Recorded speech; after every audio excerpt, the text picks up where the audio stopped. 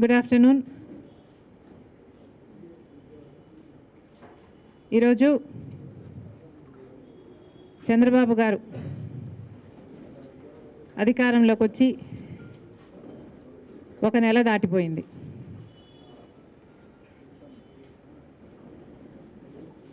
చంద్రబాబు గారు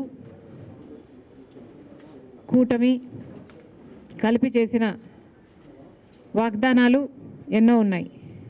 అందులో భాగంగా సూపర్ సిక్స్లో భాగంగా చంద్రబాబు గారు చేసిన వాగ్దానం మహిళలకు ఆర్టీసీ బస్సులలో ఫ్రీగా ప్రయాణం చేసే వెసులుబాటు. మరి చంద్రబాబు గారు నెల రోజులైనా ఈ చిన్న వాగ్దానాన్ని ఎందుకు నిలబెట్టుకోవడం లేదో సమాధానం చెప్పాల్సిన అవసరం ఉంది. ఎందుకంటే సూపర్ సిక్స్లో భాగంగా చంద్రబాబు గారు మహిళల కోసం చేసిన ఈ వాగ్దానం చాలా ప్రాముఖ్యమైంది. ఇది మంచి పథకం కాబట్టే అటు తెలంగాణలో ఇటు కర్ణాటకలో అమలు చేసిన ఈ పథకాన్ని చంద్రబాబు గారు కూడా సూపర్ సిక్స్లో భాగంగా చేర్చడం జరిగింది. మరి తెలంగాణ ప్రభుత్వం రేవంత్ రెడ్డి గారు కాంగ్రెస్ పార్టీ తరఫున ముఖ్యమంత్రి అయిన ప్రమాణ స్వీకారం చేసిన రెండో రోజే మహిళలకు, అమ్మాయిలకు, ట్రాన్స్జెండర్స్కు ఆర్టీసీ బస్సులలో ఫ్రీ ప్రయాణం చేయగలిగారు, అమలు చేయగలిగారు. అధికారంలోకి వచ్చిన 2 రోజుకే.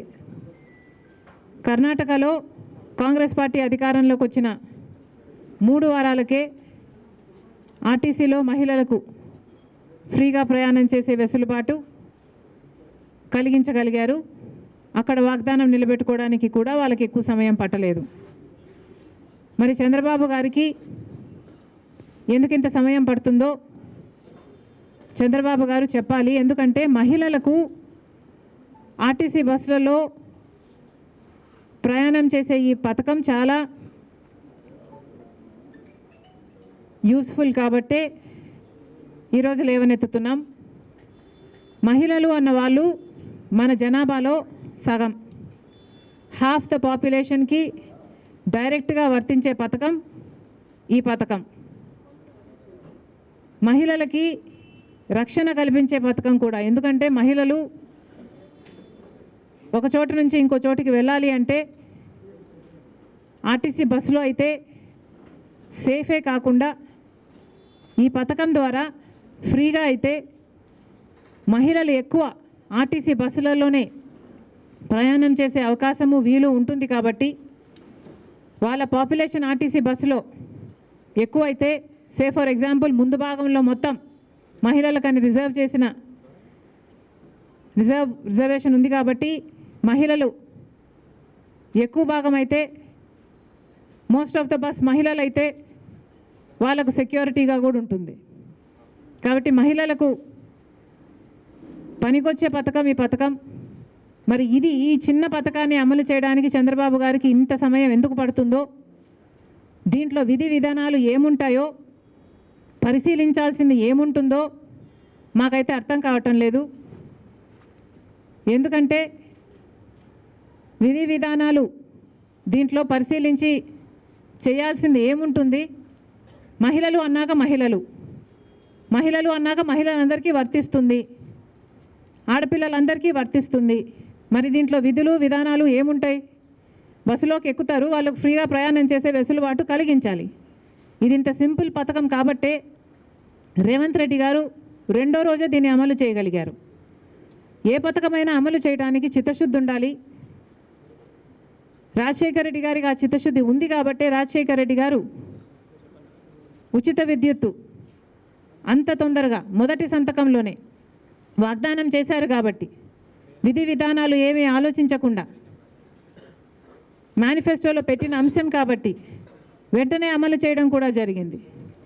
మరి అలాంటప్పుడు మహిళలకు ఇంతగా పనికొచ్చే ఈ పథకాన్ని చంద్రబాబు గారు ఇంత సమయం ఎందుకు పడుతుందో సమాధానం చెప్పాలి. ఇవే కాకుండా చంద్రబాబు గారి సూపర్ 6లో మిగతా పథకాలకు కూడా చంద్రబాబు గారు వెంటనే అమలు చేయాలని డిమాండ్ చేస్తున్నాం. ఈరోజు కొత్తగా నిన్న చంద్రబాబు గారు ఇచ్చిన జియో ప్రకారము అమ్మకి వందనం అనే పథకం, అమ్మకి వందనం అనే పథకంలో చంద్రబాబు గారు వాగ్దానం చేసినప్పుడు ప్రతి తల్లికి ఎంతమంది బిడ్డలు ఉంటే అంతమంది, ఒకరుంటే 15,000 వస్తుంది, ఇద్దరుంటే 30,000 వస్తుంది, ముగ్గురుంటే 45,000 వస్తుంది, నలుగురుంటే ఏకంగా 60,000 వస్తుంది అని చంద్రబాబు గారు ఊదరగొట్టి మరీ క్యాంపెయిన్ చేశారు. మరి ఈ స్కీముకు విధి విధానాలు ఎలా ఉంటాయి? చంద్రబాబు గారు నిన్న విడుదల చేసిన జీవోలో అయితే ప్రతి తల్లికి అని రాశారు. అంటే ఈ పథకం ప్రతి తల్లికి 15,000నా లేకపోతే ప్రతి బిడ్డకు 15,000నా? చాలా కన్ఫ్యూజింగ్గా ఉంది.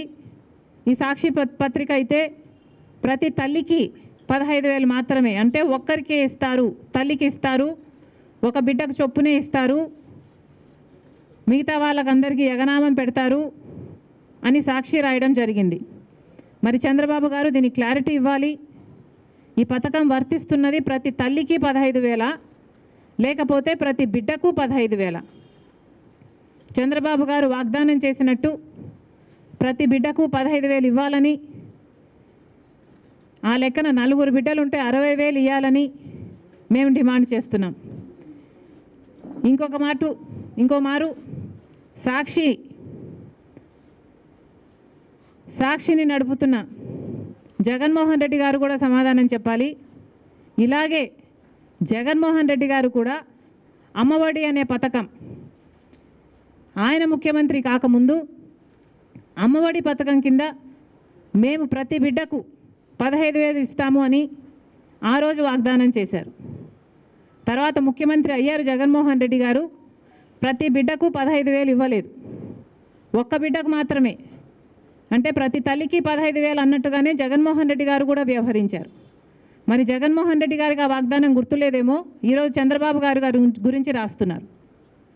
జగన్మోహన్ రెడ్డి గారు కూడా ఇదే వాగ్దానాన్ని ఇచ్చి మాట తప్పడం జరిగింది.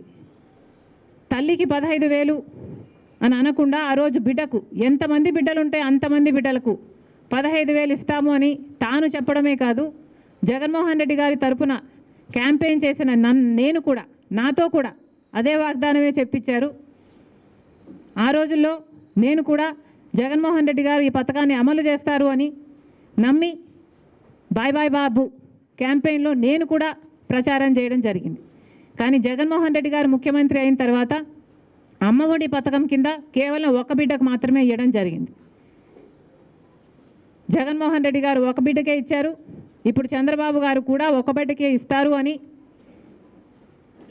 అర్థం వచ్చేటట్టుగా నిన్న జీవోలో ప్రతి తల్లికి 15,000 అని రాయటం జరిగింది. కాబట్టి చంద్రబాబు గారు దీని మీద క్లారిటీ ఇవ్వాల్సిన అవసరం ఉంది అని కాంగ్రెస్ పార్టీ డిమాండ్ చేయడమే కాకుండా ప్రతి బిడ్డకు మీరు వాగ్దానం చేసినట్టు సూపర్ 6లో ఉన్న ప్రతి వాగ్దానము నిలబెట్టుకోవాలని కాంగ్రెస్ పార్టీ చంద్రబాబు గారిని, కూటమిని డిమాండ్ చేస్తున్నాం. ఇక ఇటీవల క్రియేట్ చేస్తున్న కన్ఫ్యూషన్ విశాఖపట్నం స్టీల్స్, వైజాగ్ స్టీల్కి సంబంధించి తెలుగుదేశం పార్టీ ప్రజాప్రతినిధులే రకరకాలుగా మాట్లాడుతున్నారు. ఒకరేమో అది లాస్ మేకింగ్ కంపెనీ, అమ్మక తప్పదు అని ఒక రకంగా మాట్లాడతారు. ఇంకొకరేమో ప్రైవేటైజ్ చేయము అని మాట్లాడతారు. అసలు విశాఖ స్టీల్కు ఇంత ప్రమాదం ఎందుకు వచ్చిందో ఆంధ్ర రాష్ట్ర ప్రజలందరూ కూడా ఆలోచన చేయాలి.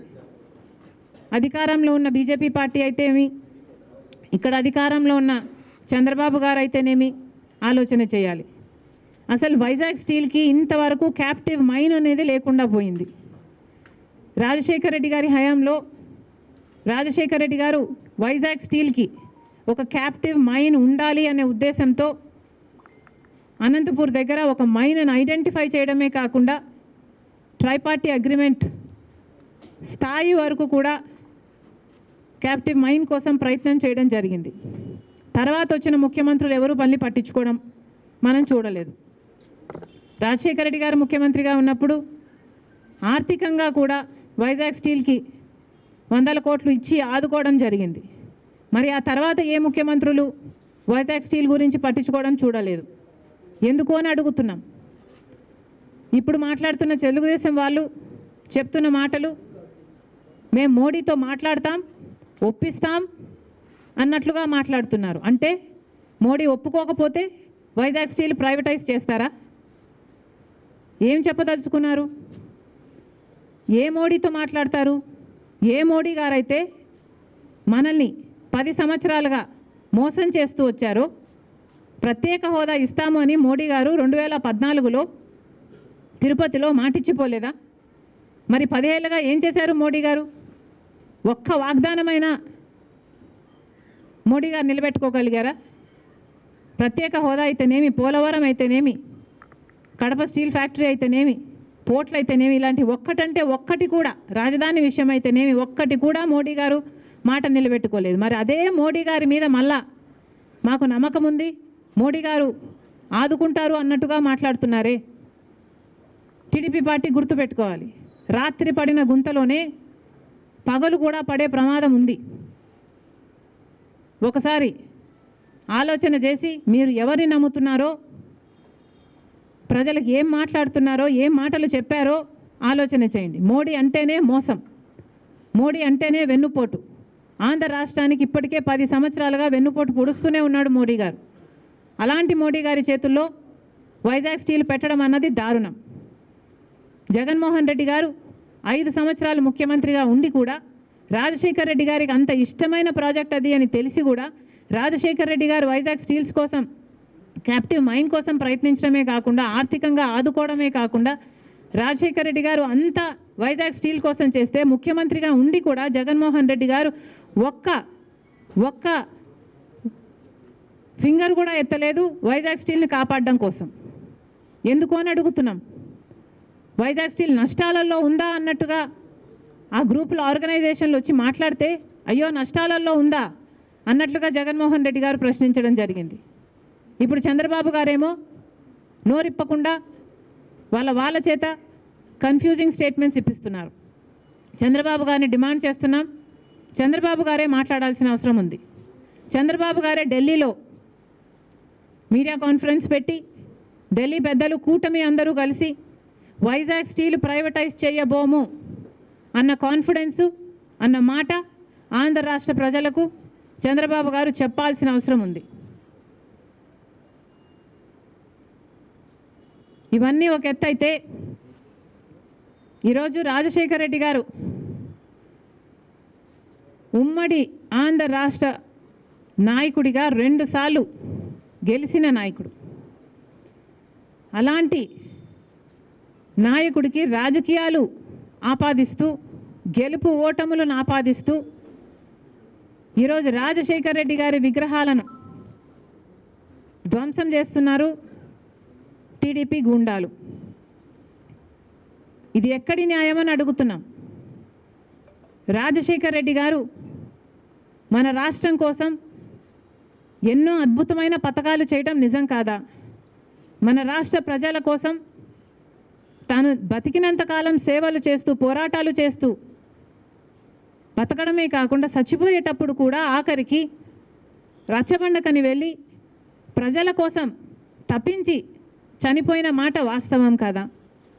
మరి అలాంటప్పుడు అంత పెద్ద మనిషి, అంత మంచి మనిషి అయిన రాజశేఖర రెడ్డి గారి విగ్రహాల జోలికి తెలుగుదేశం పార్టీ వాళ్ళు ఎందుకు వెళ్తున్నారో చంద్రబాబు గారు, వాళ్ళ నాయకులు సమాధానం చెప్పాలి. రాజశేఖర రెడ్డి గారు ఏదో వైసీపీ నాయకుడు అన్నట్టుగా వ్యవహరించడం జరుగుతుంది. వైసీపీ వాళ్ళు హత్యా రాజకీయాలు చేసుండొచ్చు, గుండా రాజకీయాలు చేసుండొచ్చు, కక్ష రాజకీయాలు చేసుండొచ్చు, మేము కాదంటం లేదు. కానీ దానికి రాజశేఖర రెడ్డి గారికి ఏమిటి సంబంధం అని అడుగుతున్నాం. వైఎస్ఆర్ సిపి అంటే యువజన శ్రామిక రైతు party. YS Rajasekhara Reddy party కాదది. వైసీపీలో రాజశేఖర రెడ్డి గారు లేరు, రాజశేఖర రెడ్డి గారి పథకాలు లేవు, రాజశేఖర రెడ్డి గారి ఆశయాలను నిలబెట్టే వాళ్ళు లేరు. మరి అలాంటప్పుడు రాజశేఖర రెడ్డి గారి విగ్రహాలను ఎందుకు పగలగొడుతున్నారో తెలుగుదేశం పార్టీ వాళ్ళు ఒకసారి ఆలోచించాలి.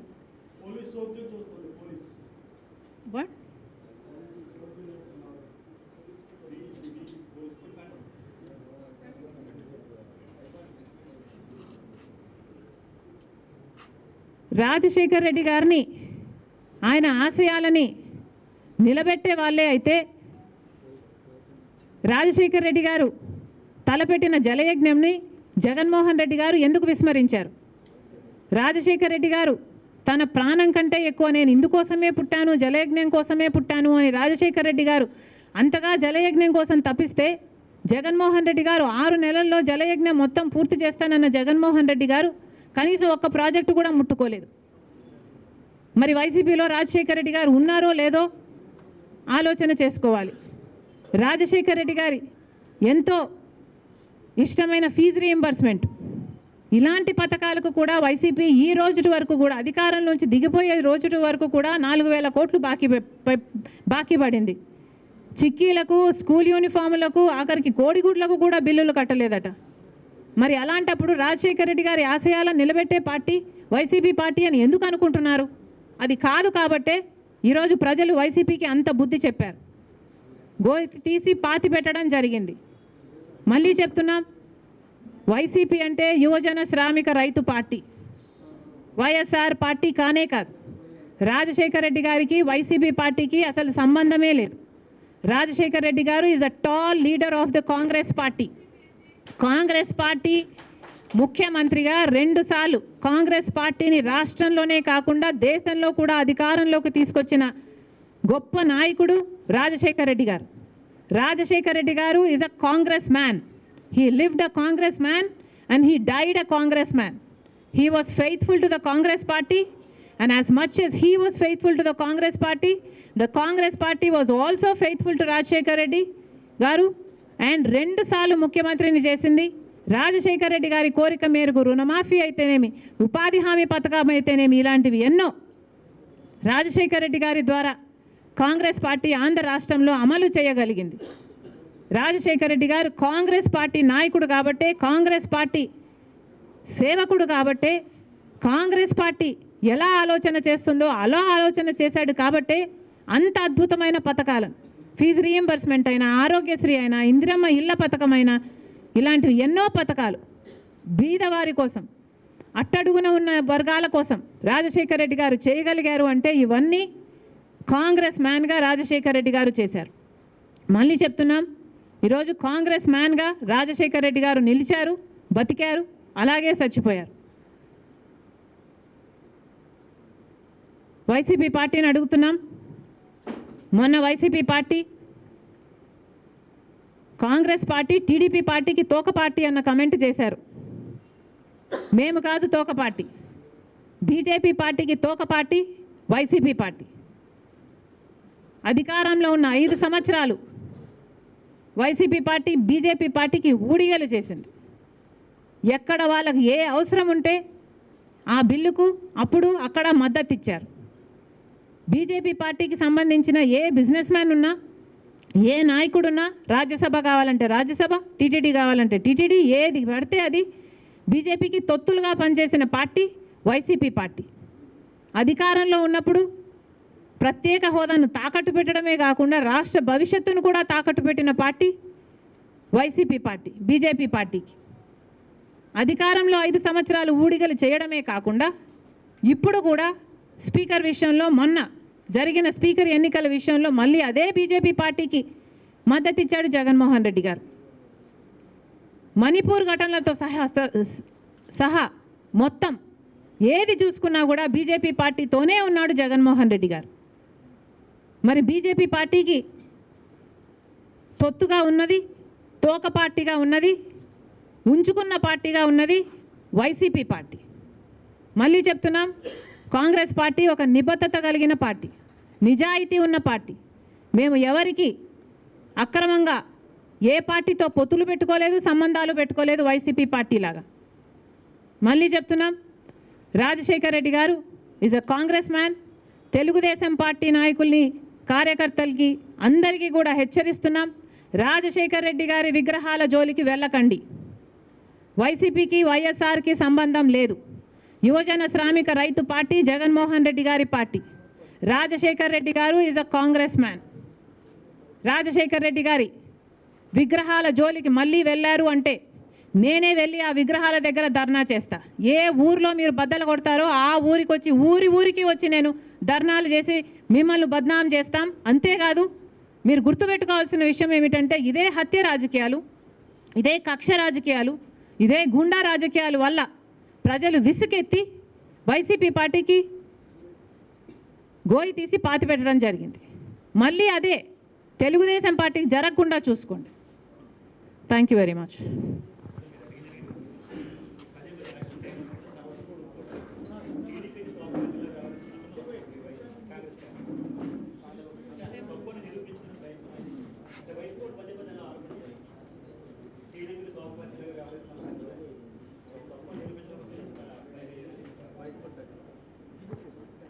కాదమ్మా, కాంగ్రెస్ పార్టీ ఎవరికి తోక పార్టీగా మేము ఎవరికి ఎప్పుడు వ్యవహరించలేదు కదా. మీరు ఎట్లా నిరూపిస్తారు మేము తోక పార్టీ అని? నేను ఇన్ని ఉదాహరణలు ఇస్తున్నా కదా. జగన్మోహన్ రెడ్డి గారు బీజేపీకి ఎలా తోక పార్టీగా మారారు, ఎలా తోక పార్టీగా ఉన్నారు అని నేను ఇన్ని ఎగ్జాంపుల్స్ ఇచ్చా, ఇన్ని ఇన్స్టెన్సెస్ ఇచ్చా కదా.